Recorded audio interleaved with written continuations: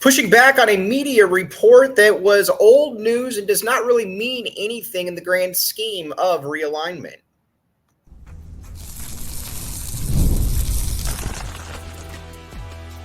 You are Locked On Wildcats, your daily podcast on the Arizona Wildcats. Part of the Locked On Podcast Network, your team every day.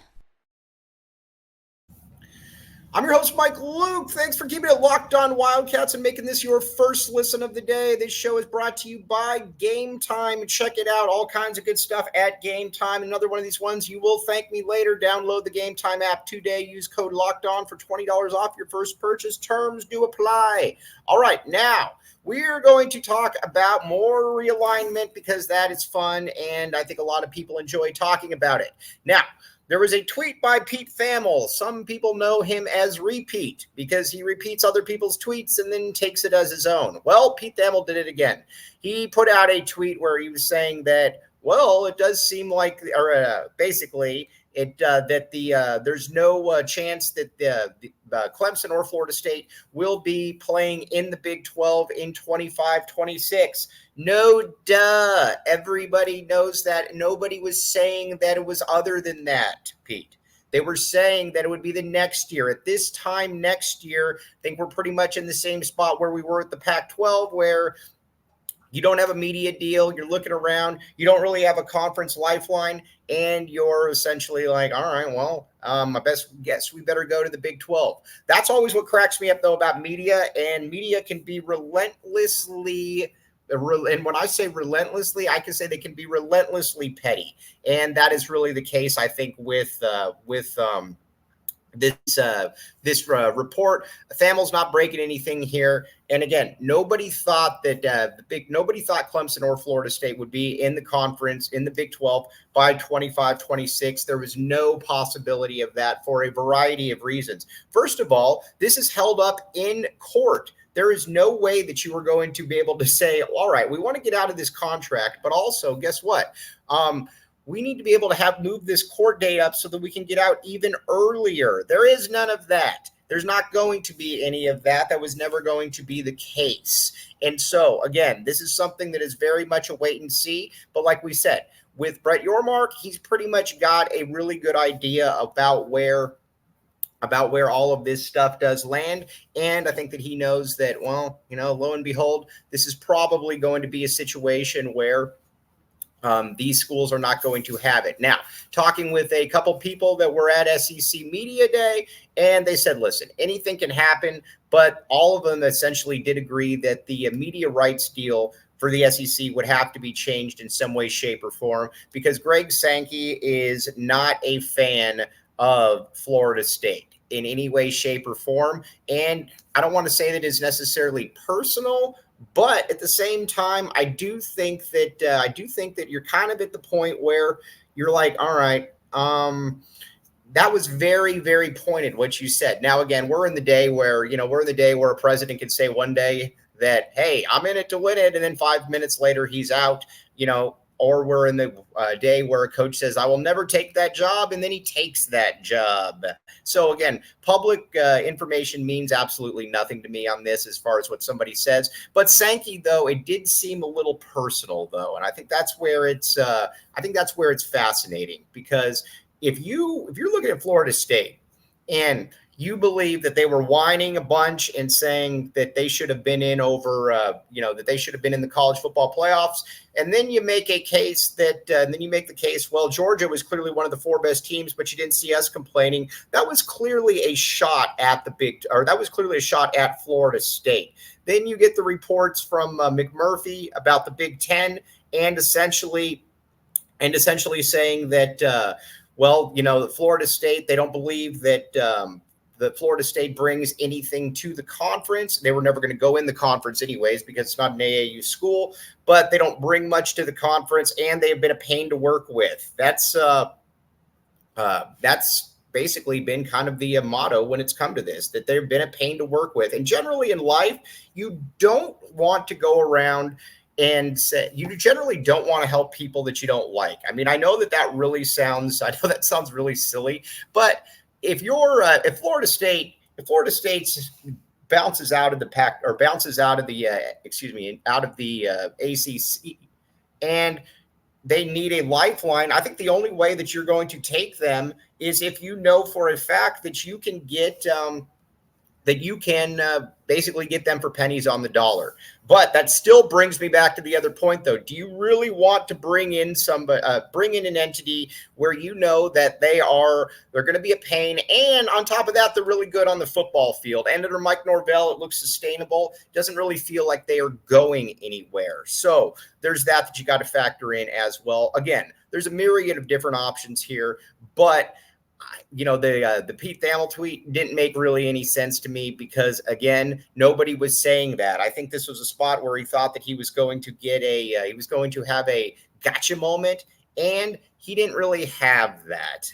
He basically was, kind of stuck there, and he just wanted to put something out there. Again, didn't really, it was old news. Dennis Dodd from CBS Sports put that out there, a year ago, that they wouldn't be able to move by then. Again, nobody was expecting them to announce their departure on August 15th. I mean, heck, that's 3 weeks away. That was never going to occur. So there's obviously that when it comes to the Big 12. Now, when it as far as a time frame, you're pretty much looking at this time next year, because again, this still has to go through the courts. And when I say this has to still go through the courts, this still has to go through the courts, and you can't really expedite this stuff. It's going to be basically, I think where we're at now is this conference wants to be able, or these guys want to be able to get out of the conference, and it's going to take some time, though, but they got to be able to get out from the legal aspect, because there's a massive buyout. And when there's a massive buyout involved, you also know that it's going to take probably a little bit more time to be able to make all of that work. But looking at the legal tea leaves, it does appear that a lot of people believe that Florida State might be able to get out of this one.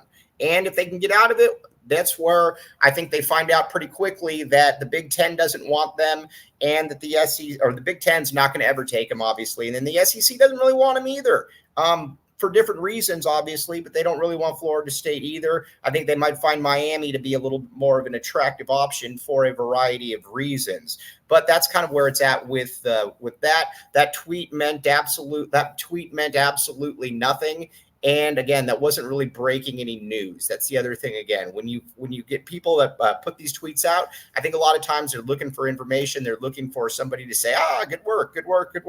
And there really was none of that on that tweet. So again, no news is good news. I still think that everything is probably pretty well positioned for the Big 12 to be able to add these. But we'll continue to find out there. Now, we're going to talk about something that I think is very fascinating here. What would these divisions possibly look like? Because again, there's a lot of there's a lot of questions about how this would actually work with the divisions and everything that's in play. And I do think that you look at it and you're like, all right, well, how would this play? And how would you break this down? Also, I think there is something that goes with your mark where he's talking about, 24 teams. I do not necessarily see that one in play. I think that there's a variety of reasons that won't work. You also don't want to dilute the brand. And I think at this point, you've got to be very judicious about who you add. They've got to be able to bring something. They got to be able to bring something from a geographical footprint,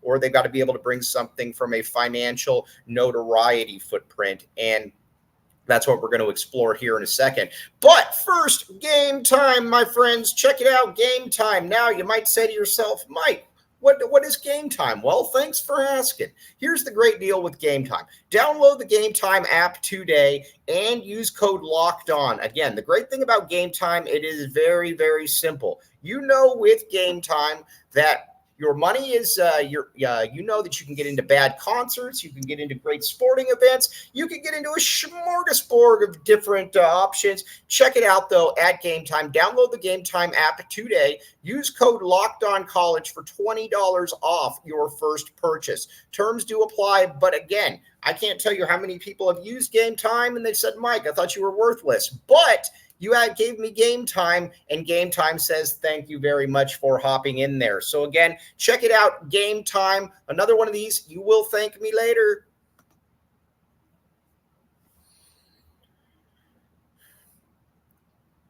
Thanks for keeping it locked on Wildcats and making this your first listen of the day. I am your host, Mike Luke. All right, now, let's talk a little bit about how these divisions would play out. And I want to push back on something too a little bit. There's been reports for some people. I don't know this not to be a fact, but I would be surprised if it is a fact that Brett Yormark is looking at a 2024 a 24 team blueprint where they play all conference games. Listen, I'm at the stage with Brett Yormark where whatever he says, I am going to believe. I think he knows exactly what he's talking about. But at the same time, I'm also going to be a little hesitant of this one. Again, I'm always going to accede to what the great Brett Yormark has to say. But this one makes a little bit of an. It's just kind of interesting to me, to be honest with you. But Yormark, when it comes down to it, is I don't believe he's going to add at 24 teams because I don't know that there's enough teams out there that can really make you that can really bring teams in and bring in a public in the way that you need it to. We've talked about it a little bit before. Let's talk a little bit about, say the Northwest schools. I like the Northwest schools. I've really become a fan of the Northwest schools, especially Oregon State. I went at their fan base a lot, but I was wrong on that. I was wrong on their fan base. Their fan base is awesome. They're super passionate. It might be the best Twitter fan base going, and they put together pretty good football. If I'm Brett Yormark and I'm looking to expand and I'm looking to get into the Pacific Northwest, I think they would be a very, very nice option because again, it's pretty good. I mean, look at it. You've had 6 teams in the top 25 the last 6 teams in the last, or 6 teams that have finished in the top 25 since the turn of the century. Not great, but not bad either. I mean, but you also got to remember that's more than Florida. That's more than Arizona State, and Colorado combined. So, we can't really sit here, I think, and say that, and poo-poo it because of that aspect to it. So there is that. And again, it's a rabid fan base. You look at Washington State. Washington State's been fairly successful as well. So, I mean, these are two that do play. Now, I don't know that you can bring them in at equal revenue. As a matter of fact, I don't think you probably can, because I think at this point they're looking for a lifeline. And again, that's no disrespect, but I think they're looking for a lifeline, and I think you probably take that. Whereas it's obviously a lot different when you're talking about Florida State or Clemson, because Florida State and Clemson are not looking, well, they might be looking for a lifeline, but they're also kind of where that you're probably going to have to pay them a little bit more because they bring a lot to the brand. That is a big part of it. Again, when you're looking at being nationally relevant in football, you're talking about ones that bring a lot to the brand. They do bring a lot to the brand. And I think if you get those two, and then you maybe get Miami and you get Louisville, then I think from there on out, it becomes a little bit more fascinating. But those are some of the schools, obviously, that we've been talking about. Like a Southern Methodist does nothing for me. You're already in Texas. I know people say they have money. I don't care. Southern Methodist does next to nothing for me. So I don't really care about SMU. Although I think it's cool in theory. I already got a bunch of teams in Texas. That doesn't mean anything to me. But like I said, I'm also going to say, though, that with Brett Yormark, I got full faith in Brett Yormark. When Brett Yormark decides that, a school needs to be added, I got a lot of faith in him. But again, I think right now, right at this time, this is about consolidation. This is about making sure that you've got every duck in a row for when the ACC hits. And you do know that at that point, the private equity aspect can come into play. And I mean, by all reports, there has been a lot of in-depth private equity talks, and this is a dude that's a businessman. He's shown it before, and he knows that. He knows that nobody's going to get paid less, but you might have to be able to find some investors that are going to be able to bring in and pay that one out. So again, obviously gets it.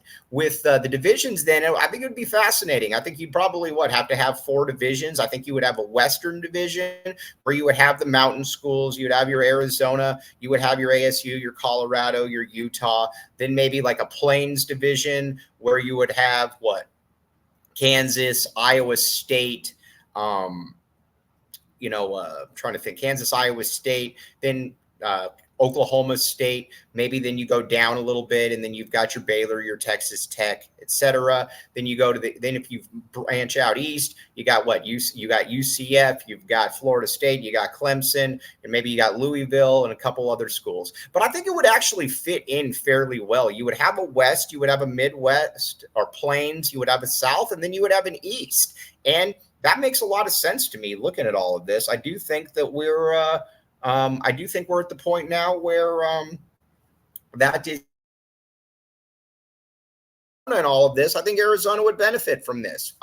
Listen, Arizona's had a bunch of different coaches that have tried to get into the East Coast to recruit to a certain degree, and it's never really worked. And again, I'm not going to sit here and make it out like Arizona is going to be able to just hop into Florida and get its best players. It won't. But there is something to be said for, hey, we got to come out here a couple times a year. We got to play UCF already. We got to play Florida State, or Clemson, or even though Clemson's in South Carolina.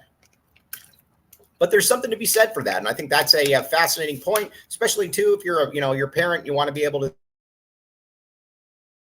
the family and be able to watch. There's definitely something to be said for that. So I can see that being the case. But I do think it would help out Arizona a great deal. I do think it would help out Arizona. I mean, Brent Brennan, and I think he's going to continue to try to get guys like that. I think that you're going to see a recruiting approach that hits the South. And not only does it hit the South, it does it brings in a variety of different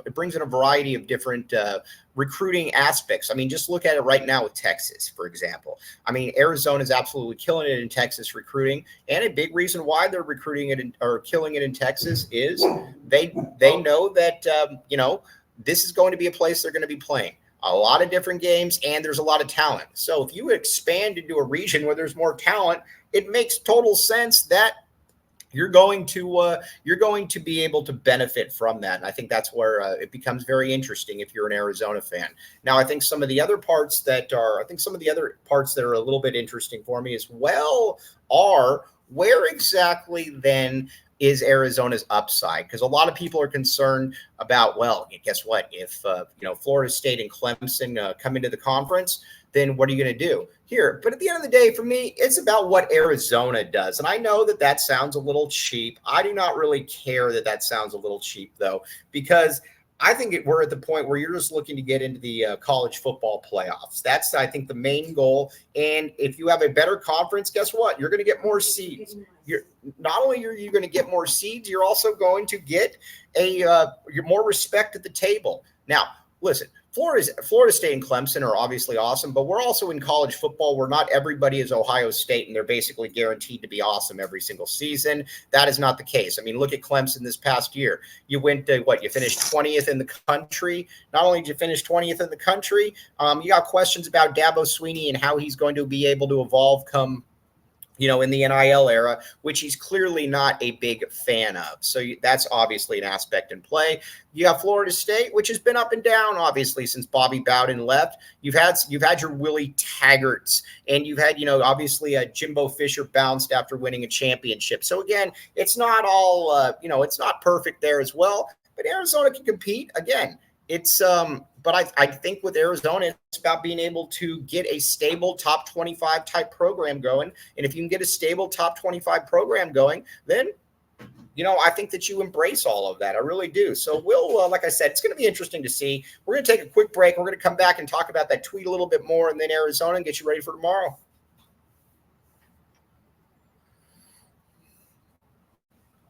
Thanks for keeping it locked on Wildcats and making this your first listen of the day. I'm your host, Mike Luke. Now, I think we're kind of at the point now where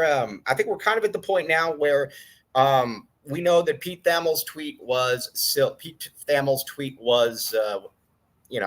he was just trying to get some attention there. There was no real information involved. So there's that.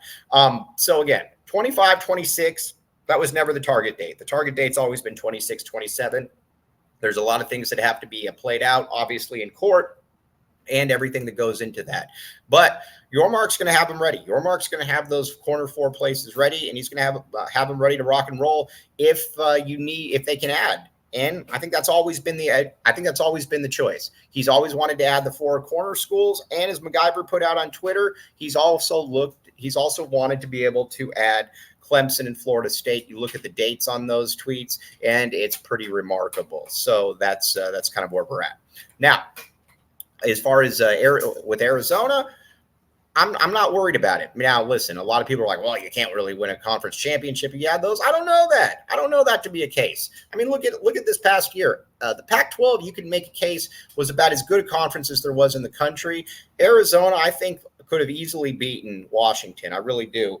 If they had Noah Fifita in there the entire, or Noah Fifita was not playing his first game. Because keep in mind, in the second game of the season, in the second half of that game, Arizona kind of had Washington on the ropes to a certain degree. If Noah Fifita's not starting his first game, I think you might be saying, man, this is a little bit different look. And he was a little bit overwhelmed to start out the game, and I think most people would. You're playing a team that was going to play in the national championship game, so I think that makes total sense. But overall, I think Arizona had the talent. Now, again, it's not going to be an every season thing where you're competing for a national championship, but I think the blueprint, I think the template has been shown enough at Arizona that if you get the right players and you go with the right system, I think that you can win. And I think you can win at a fairly high level. And that's going to be on Brent Brennan. Again, at the end of the day, this is on Brent Brennan. I think he's got the resources he needs. He's got the talent that he needs. And I think you're now in a conference that actually cares about sports. So that obviously is a nice little feather in the cap as well. But you got to be able to win, as we talked about. I'm not at the point with it. I'm at the point with Arizona. I can't have 7 wins this season. It's got to be 9 absolute bare minimum. You're not going to have another T-Mac because he's going to obviously go pro after the season. You might not have another Jonas Sabanea or a Takario Davis for a while. So you got to be able to take care of this now. And that would be a nice little addition to the Big 12 for Arizona to be able to go ahead and, let's be honest here, win the conference in its inception. And I think there's a very real possibility. Arizona, I think, is underrated a little bit in the grand scheme of things here. And watching them, I think you're going to see that. Now, with you got Kansas State and you got Utah coming up, they are going to be it's going to be a real you're going to find out a lot about them because, again, Arizona's going to be on the road there. That's going to be a big part of all of this. So if you can come out 1-1 on that, I think you feel really good. If you come out 2-0, I think you're starting to talk college football playoffs at that point. So, all right, now tomorrow we're going to keep on the realignment. We're going to talk a little bit about private equity. I think the private equity aspect in all of this is fascinating. We're also going to talk kind of where, look at Arizona's schedule a little bit more, where we see things breaking down and all of that stuff. But again, pretty good time to be an Arizona Wildcat fan. But as always, very much appreciate you all making Locked On Wildcats your first listen of the day. I'm your host, Mike Luke. Bear down, back the A. And again, we will be back with you tomorrow. We're in everyday grind mode around here. Have a great rest of your day, and we will talk with you tomorrow.